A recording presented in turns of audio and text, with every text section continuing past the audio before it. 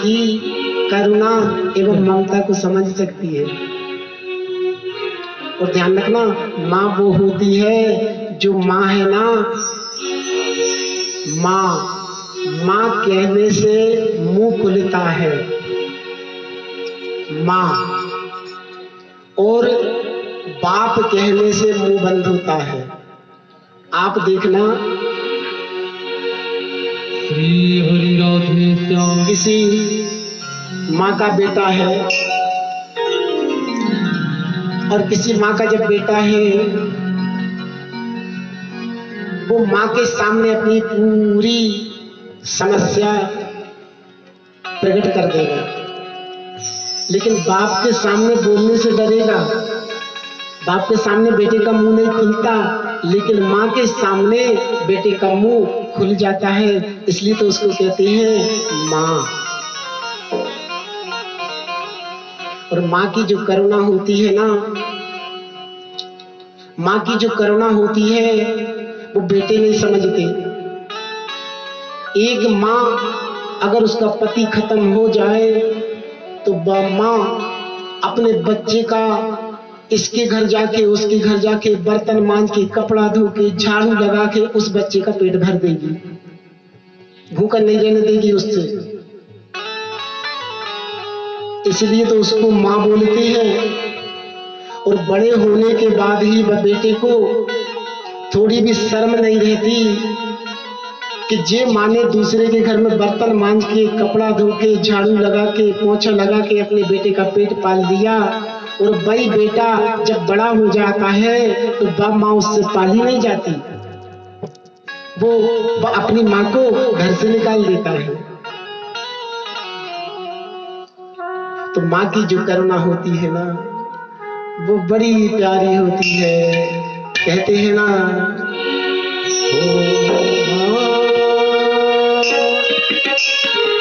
कितनी अच्छी है तू, कितनी भोली है, प्यारी प्यारी है ओ माँ।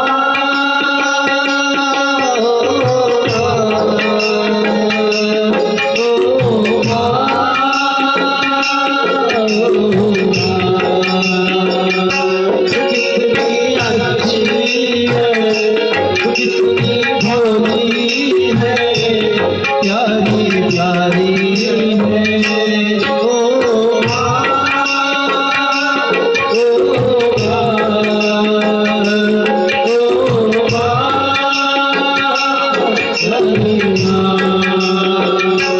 ये जो दुनिया है ये बदनों का वो फुलवारी है ओ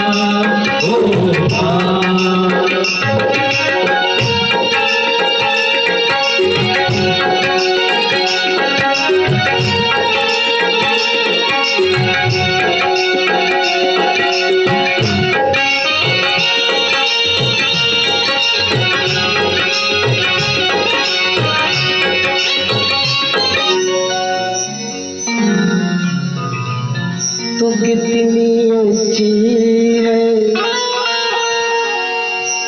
तू कितनी भोली है,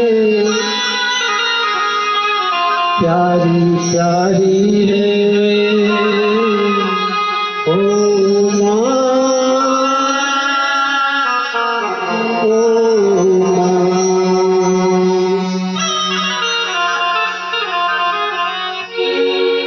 क्योंकि एक माँ ही दूसरे माँ की करुणा को समझ सकती है। हे नाथ, हे प्राणनाथ, हे स्वामी, हे दीनानाथ, इसको मत मारो। इसके मारने से मेरे बच्चे जीवित हो जाते हैं तो जरूर मारो। अब अर्जुन बड़ी दुविधा में पड़ गए, क्या करें? उसको मारना चाहिए कि छोड़ना चाहिए? तुरंत अर्जुन को याद आया, मेरे परम सखा, मेरे मित्र, मेरे गोविंद भी तो खड़े हैं, इनसे भी तो पूछना चाहिए।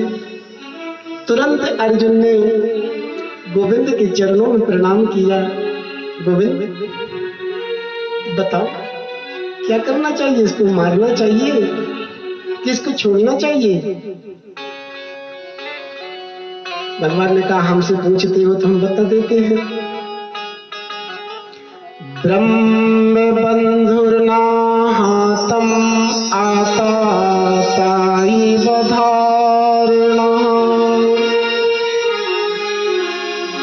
अर्जुन, ब्राह्मण कैसा भी हो उसे दंड नहीं देना चाहिए। ब्राह्मण कैसा भी हो उसको मारना नहीं चाहिए, और बाल हत्यारा कोई भी हो उसे छोड़ना नहीं चाहिए। जो ब्राह्मण है इसको मारना नहीं चाहिए, और बाल हत्यारे को कभी छोड़ना नहीं चाहिए।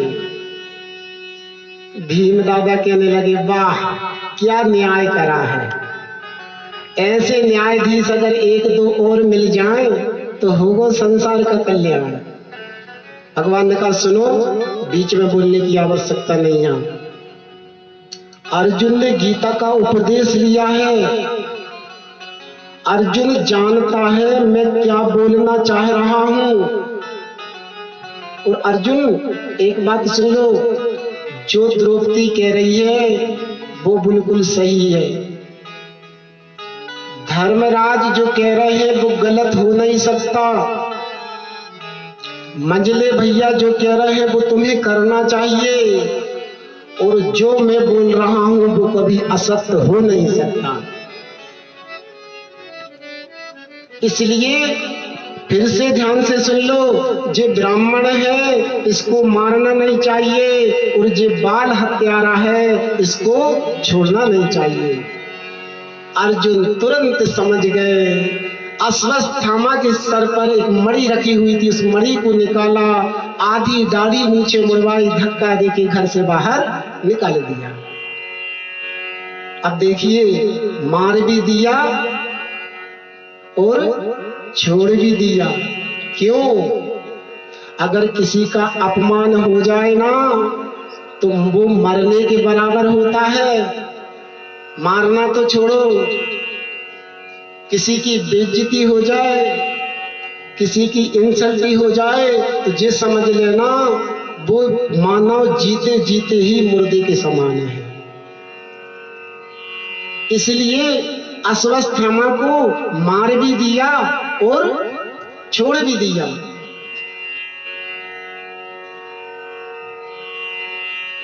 अब ये छूटा, इसको एहसान मानना चाहिए अर्जुन का कि हमें मारा नहीं, हमें छोड़ दिया।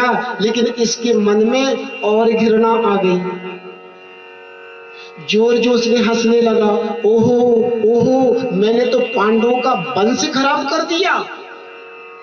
अरे उनके कुल में तो कोई दीपक जलाने वाला भी नहीं बचा, मैंने तो कुल का विध्वंस कर दिया, सारे वंश का नाश कर दिया। ओ याद आया, याद आया युद्ध के समय पे अभिमन्यु की पत्नी उत्तरा गर्भवती थी, अभी एक बालक बचा हुआ है।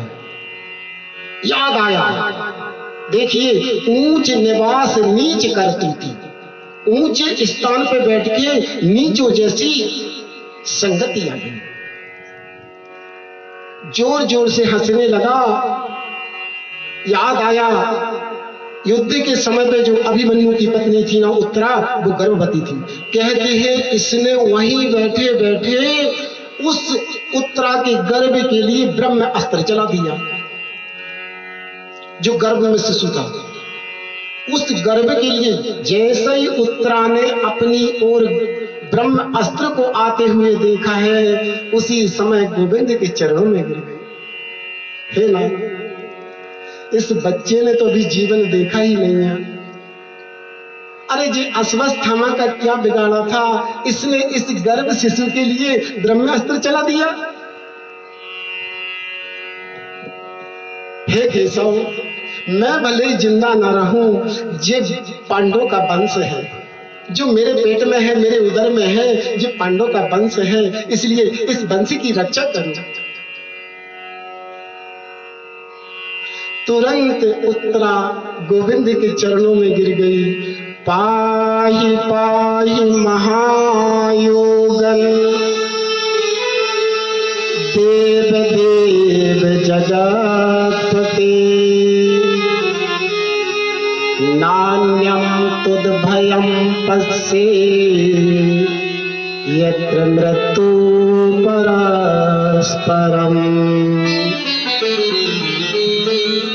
हे गोविंद, जो काल रूपी मृत्यु, जो ब्रह्म अस्त्र मेरी ओर बढ़ते आ रहा है, तुम इससे मेरे शिशु की रक्षा करो। पाहि माम, हे गोविंद रक्षा करो। तुरंत प्रभु सूक्ष्म रूप